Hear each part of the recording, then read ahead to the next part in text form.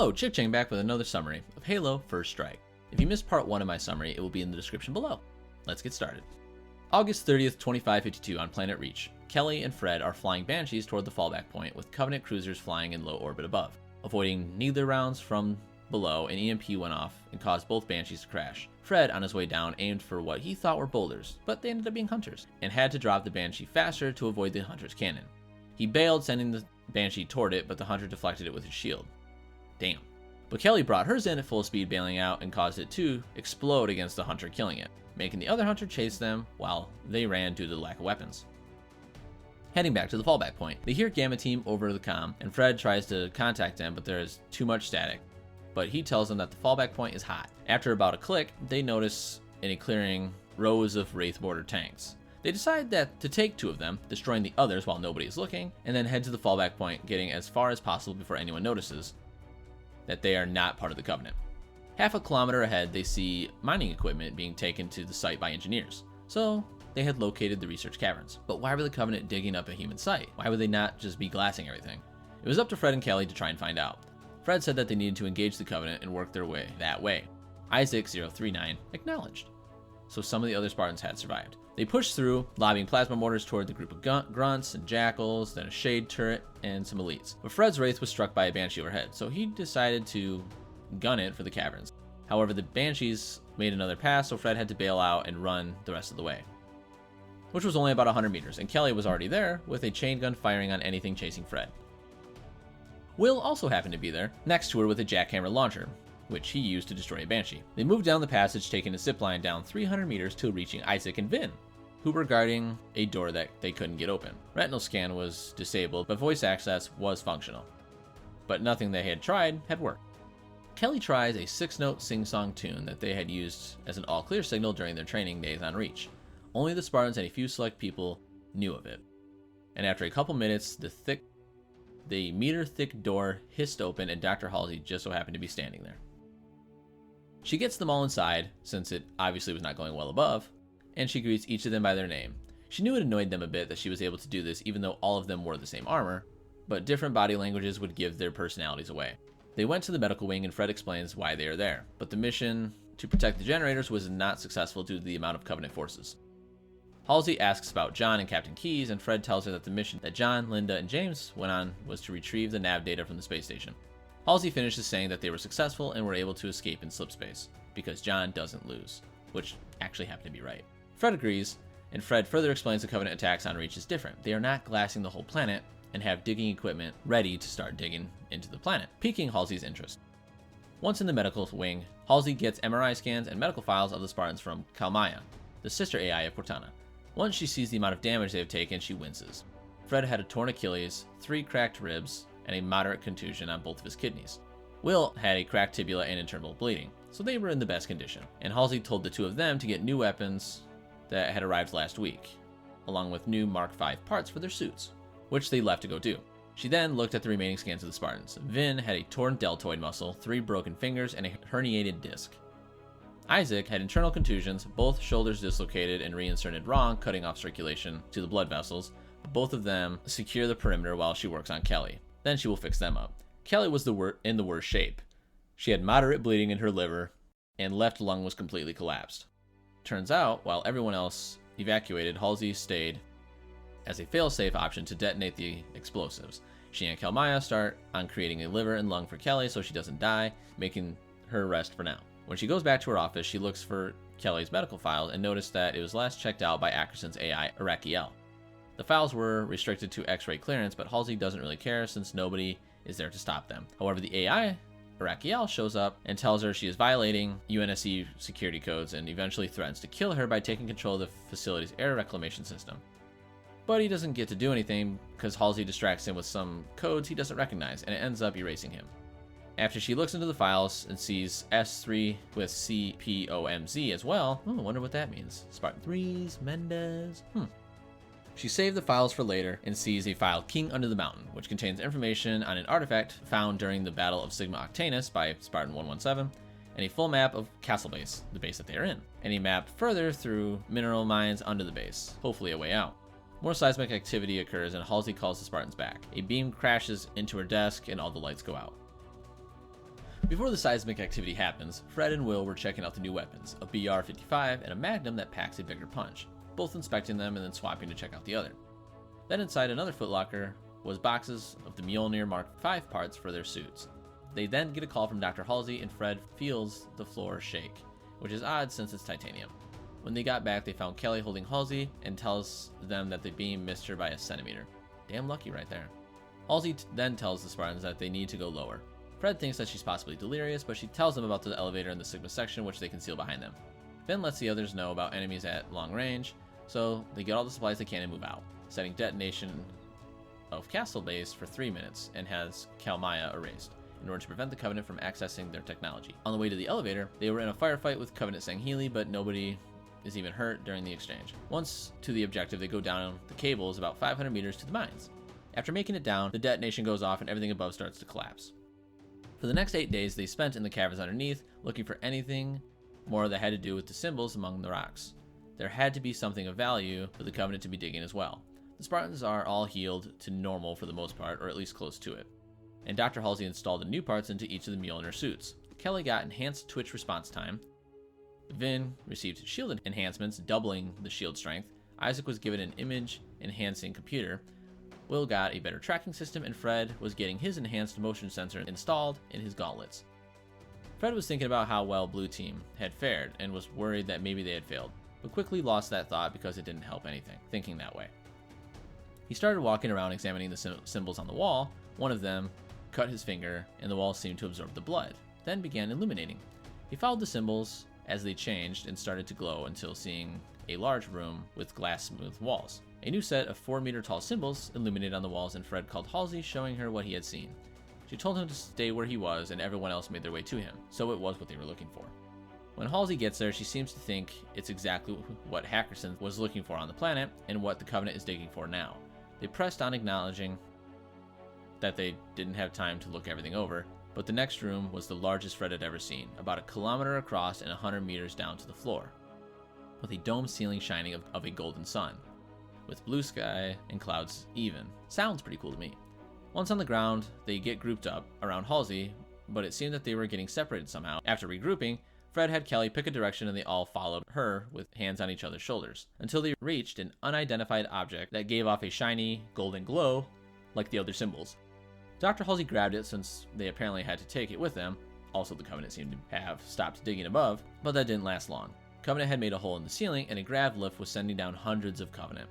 Isaac and Vin provided suppression fire while everyone else started running for an exit, knowing that they had to go deeper. Once through, Fred ordered Vin and Isaac to drop their detonation sacks and be ready to blow them. A few seconds later, they blew, taking out half the Covenant force chasing them, but there was no sign of Vin and Isaac anymore. Once to the exit, Fred told Kelly to detonate the passage, and she hesitated looking for the other 2 Spartans, but there was no sign. So it was detonated and blocked, and they ran through the passage. They ended up reaching, and as they ran through the passage, they ended up reaching a dead end. Back aboard the Covenant ship that they had captured, John gets to the cryopod and sees that Linda is still inside. Nothing had changed from when he had put her in there. The other 2 cryopods didn't make it, though. The pods had become deactivated, killing the individual inside. Avery told the Master Chief that she's 3 times the shoulder he is, so she'll be able to pull through.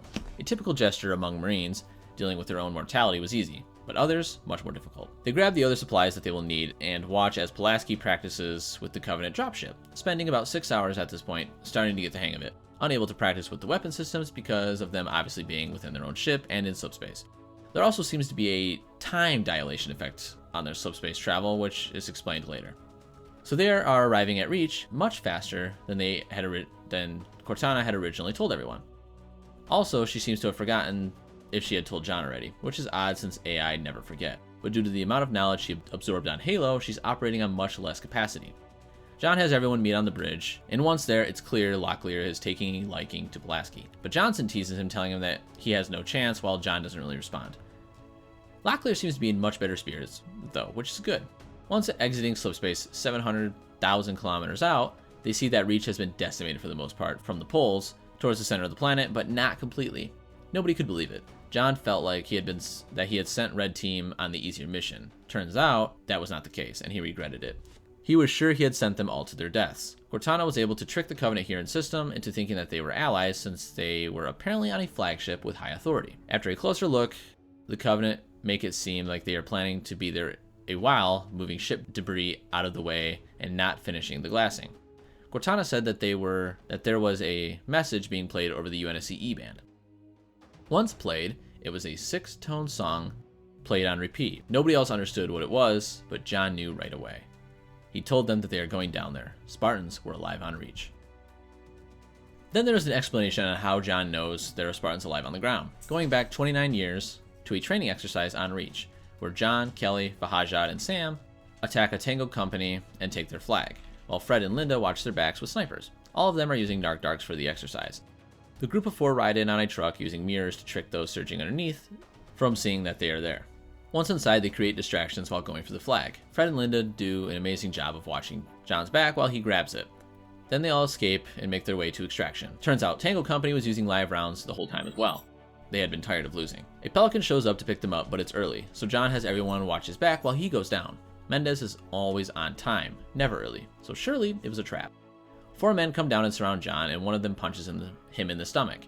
John starts laughing because they had grouped up, and the Spartans took them all down. Once he went to the ship, everything was all clear. He whistled the 6-note tune and said, "Ali Ali, oxen free," letting everyone know it was safe to come out. So back on the captured ship, which is called Ascendant Justice, Cortana listened to John and the others talk about what they were going to do next, but Cortana decided it was pointless since she was sure John would convince them to go to the ground. She looked into the logistics of the Covenant force around Reach. 13 heavy cruisers and 3 carriers patrolling around Reach 300 kilometers off the surface, and 2 of those ships were around Menakite Mountain, trapped under gravity beams, so they were no immediate threat. However, she did notice a blind spot in their patrol pattern, which would be perfect for rendezvous after picking up the other Spartans' ground side. The most interesting thing to her, however, was the 217 smaller ships pushing debris from the battle into a pile, and some of them taking titanium plating from the UNSC ships to a space over Reach where they had already created a kilometer square plate, much more in mind for Reach than its destruction. When the Master Chief asked Cortana for a pickup point, she told him they were already coordinated and gave him the rendezvous point, then told John good luck and to be careful. "I always am," he responded, which she didn't even try to argue with because he had taken so many chances to fight death so many times, she didn't even calculate his odds anymore. Pretty badass if you ask me. After they left and were out of range to scan, she started to micromanage herself for the possible problems to come, preparing for a fight, slipspace jump, and silencing her ship from communications, and trying to interpret the Covenant language over the communication. However, she realized that her tasks were completing at a much slower rate than normal. So she thought about dumping some knowledge into the ship, but it was too risky, so she dropped that thought. But she was too slow to react to the Covenant AI when it yelled infidel and sent a narrow beam transmission to all the other ships in the area, warning them of intruders among the ship that needed to be cleansed. Cortana finally got a hold of the AI and just deconstructed it layer by layer, recognizing the code as she did. It was more than likely a human AI that was captured and repeatedly copied, seeing that it seemed to have fractured thinking, almost as if it was rampant, but didn't look too much into it at the moment due to the other ships heading in her direction. Not only did they know Ascendant Justice was now taken over by humans, they had gotten new slipspace calculations that Cortana made when they escaped the other Covenant ships near Halo, which was incredibly unfortunate since that enabled the Covenant to travel much faster than they already had. So Cortana prepped to fight. Looking over her calculations and the way the Covenant used plasma in their turrets, she realized that using EM frequencies, electromagnetic, she could in theory create a laser plasma burst, using the forward 3 turrets to destroy 3 Covenant vessels with 1 burst each. This, however, drained the charge and would take minutes to refill. So at this point, she decides to dip to the edge of the system away from the other vessels until the time of the rendezvous.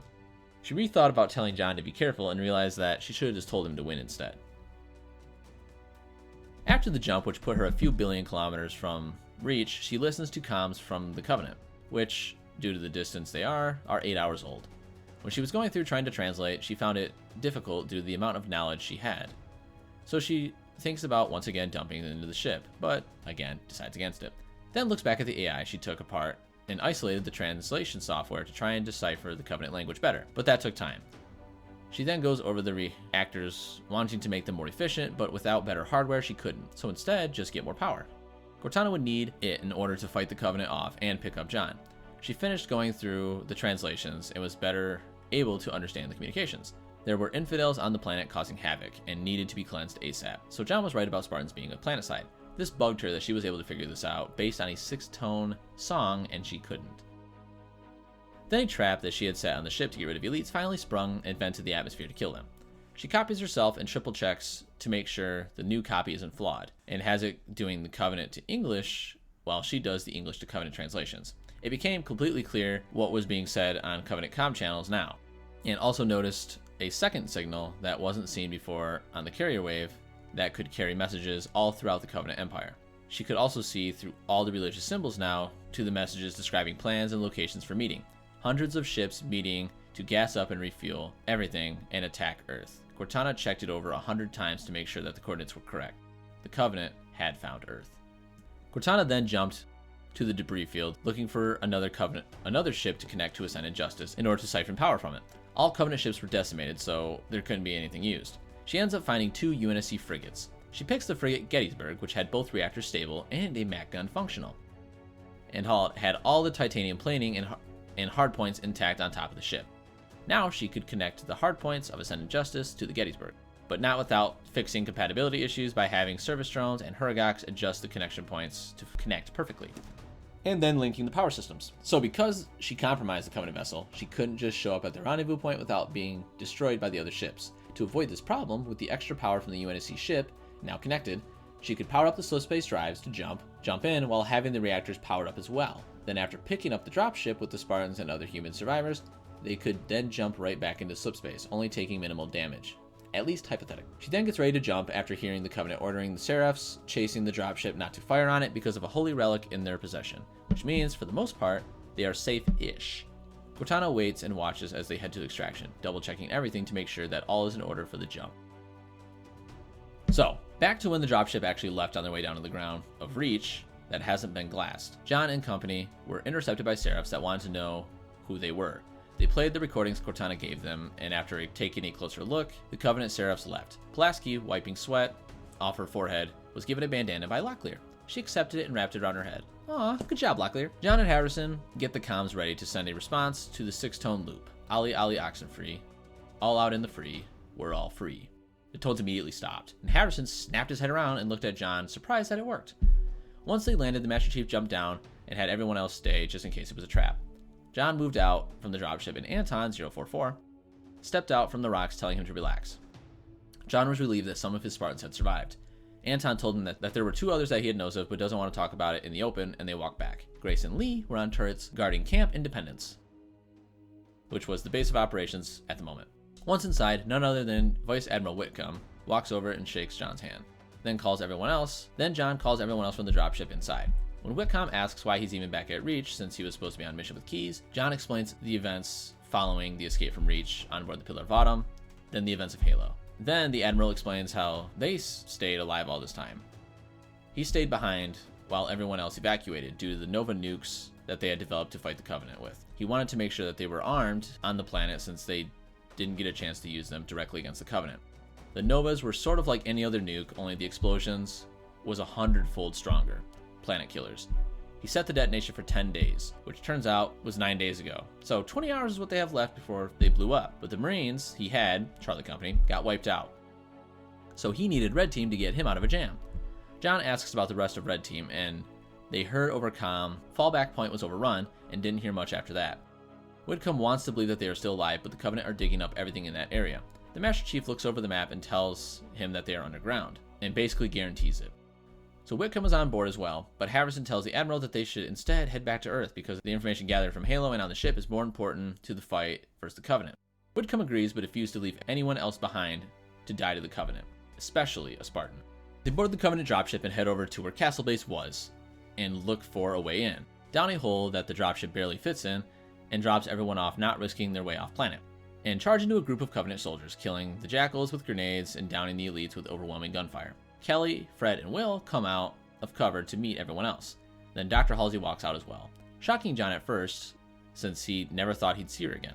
During this reunion, however, Covenant troops gather around the open room, thousands of Jackals, Grunts, and elites, and some hunters spread throughout the chamber and multiple levels, pointing weapons towards the group. Then 2 hunters roared and fired their plasma cannons, causing all the others to fire as well. John was sure they couldn't win this fight and stepped forward to take the blast, but Kelly was faster and was struck taking her out of the fight. Still alive, but barely. John went to cover her from the rest of the onslaught, but fortunately, the other alien troops fired on the hunters instead, killing them quickly. Then the elite commanded everyone to charge the humans, but the next to fire towards the relic would be skinned alive. So hunters disobeyed and were killed for attacking the humans. A plus for John and company, being able to shoot at them without threat of being shot back. Pulaski flies in to pick them up while they kill the elites and Jackal's charging them. John hands Kelly to Fred after he jumps in and helps the Admiral and Halsey hop in as well. Once everyone is boarded, they head back through the hole they entered, and the Covenant ship pushes them back with grav beams. The crystal that Halsey still had opened up like a flower, and the dropship was able to accelerate back through the hole. The relic has many properties to it, one of which being able to distort gravity fields. There's more to it, but again, that's explained later on. And once out of the hole, Pulaski makes way to the rendezvous point. On the way, seeing that more Covenant ships were now in system. They arrive to the extraction, but there's no sign of Cortana. Then all of a sudden, Ascendant Justice jumps right back in next to them, with a little more weight added to it. And that is where we will leave off with this video, where everyone is about to be reunited. Hope you all enjoyed this video, and if you have any questions or comments, leave them down below. Part 3 will be in the description, and it will close out this story. See you in the next one. Chick-chang out.